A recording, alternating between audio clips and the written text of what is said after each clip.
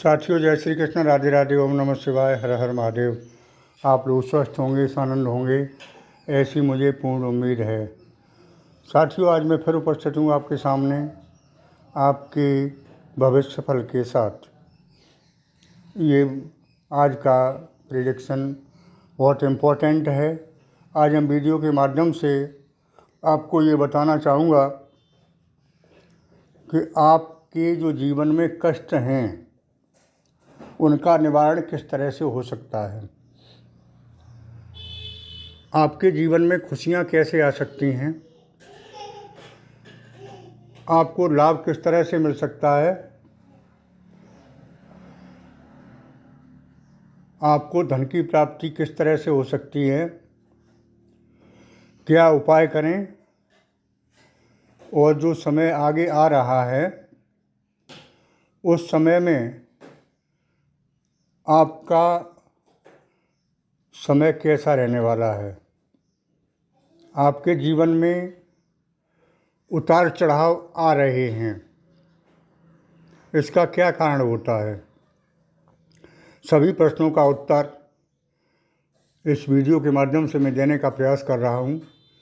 तो साथियों, सबसे बड़ी बात यह है कि जीवन में उतार चढ़ाव तो आते हैं, ये हर किसी के आते हैं, इसमें कोई संशय वाली बात नहीं है।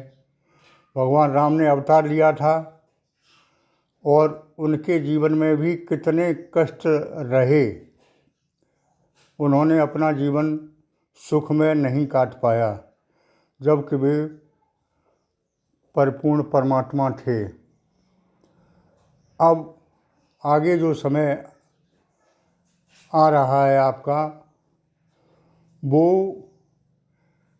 उथल पुथल का हो सकता है, मतलब चेंज का हो सकता है।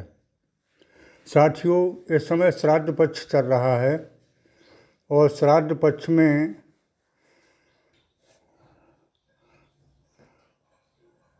पितरों को प्रसन्न करने के लिए विशेष समय होता है। इस समय में आप पितरों को प्रसन्न करके अपने लाइफ स्टाइल को बदल सकते हैं, अपने जीवन में चेंज ला सकते हैं।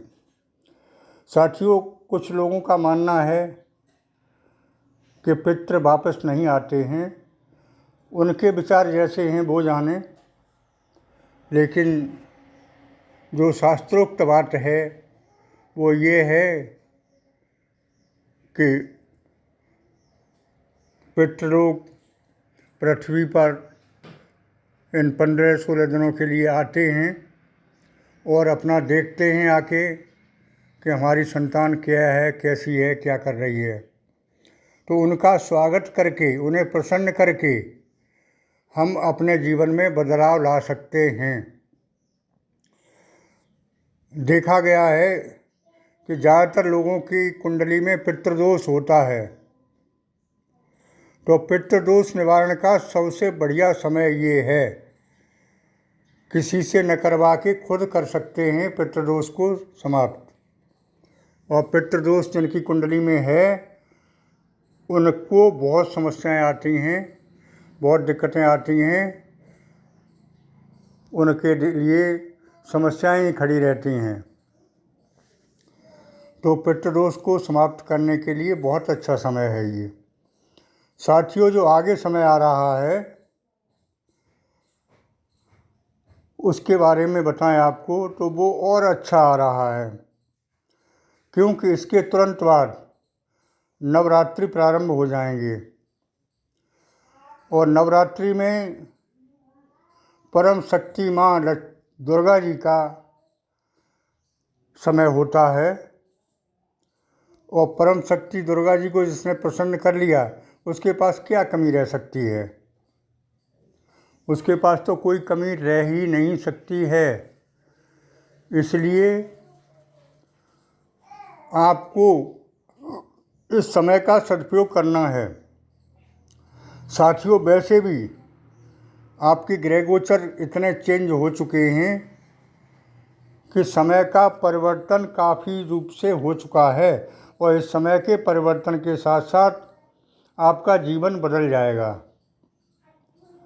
आपके दुश्मन परास्त होंगे धन की स्थिति मजबूत होगी। अब तक जो सम्मान नहीं मिल रहा था घर में, परिवार में, समाज में, वो अब आपको कई गुना होके ज़्यादा मिलने वाला दिखाई दे रहा है। पैसे के लिए आप बर्बाद हो चुके,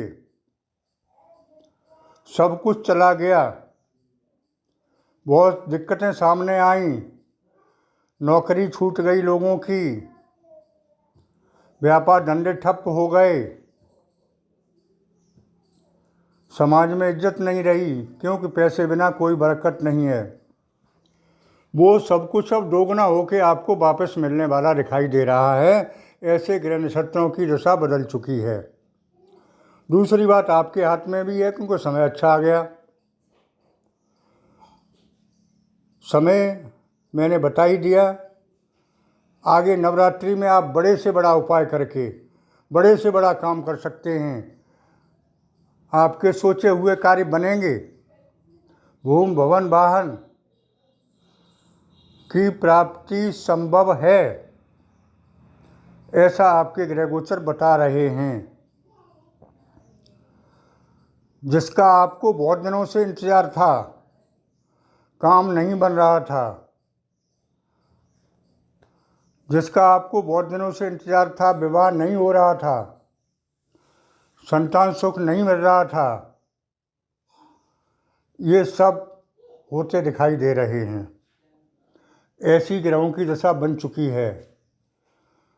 तो साथियों, आगे तैयार हो जाइए अच्छे समय के स्वागत के लिए, लेकिन कुछ करना पड़ेगा। उस करने के लिए भी तैयार हो जाइए, क्योंकि फल हमेशा कर्म का ही मिलता है। हर वीडियो में बताया करता हूँ, कर्मण्येवाधिकारस्ते मा फलेषु कदाचन। Work is worship. If you want to get success, work hard and be positive.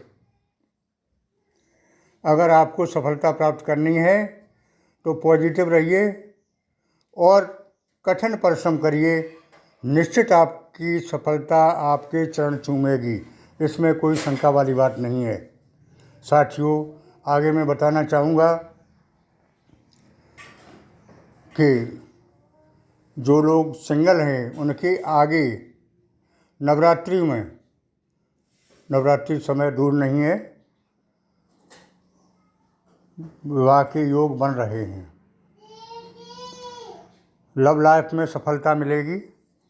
व्यापार धंधे के लिए पूंजी मिलेगी, कहीं से भी हो। आकस्मिक धन लाभ हो सकता है।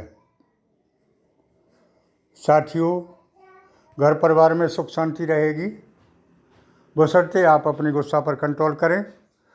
वो बात बोलें जो दूसरे को अच्छी लगे और वापस होने पर आपने खुद को भी कष्ट ना हो। ऐसी वाणी बोलिए, मन का आपा खोए, और न को शीतल करे, आपों शीतल होए। ये महान कवि के विचार हैं, ये गलत नहीं है। ऐसी धारणा कर लें। इस समयावधि में श्राद्ध पक्ष में गरीबों को दान दें, चिड़ियों को दाना डालें, भूखे को भोजन, संतों और ब्राह्मणों को भोजन, बहुत अच्छा लाभ मिलेगा। आप ये ना सोचें मैं कहाँ से लाऊंगा, परमात्मा देगा। साथियों, लास्ट में उपाय बताया करता हूँ। ओम नमः शिवाय महामंत्र का जाप करते रहें, भोलेनाथ आपकी समस्या हर दूर करेंगे। साथियों, ये मैंने सामूहिक बात बताई है। हर एक की कुंडली अलग अलग होती है। अपनी कुंडली का विश्लेषण कराना चाहें तो करा सकते हैं। व्हाट्सएप पर नंबर दिया हुआ है, लेकिन शुल्क जारी रहेगा। आज के वीडियो में इतना ही। फिर मिलते हैं आगे नए वीडियो के साथ। तब तक के लिए ओम नमः शिवाय, हर हर महादेव। धन्यवाद।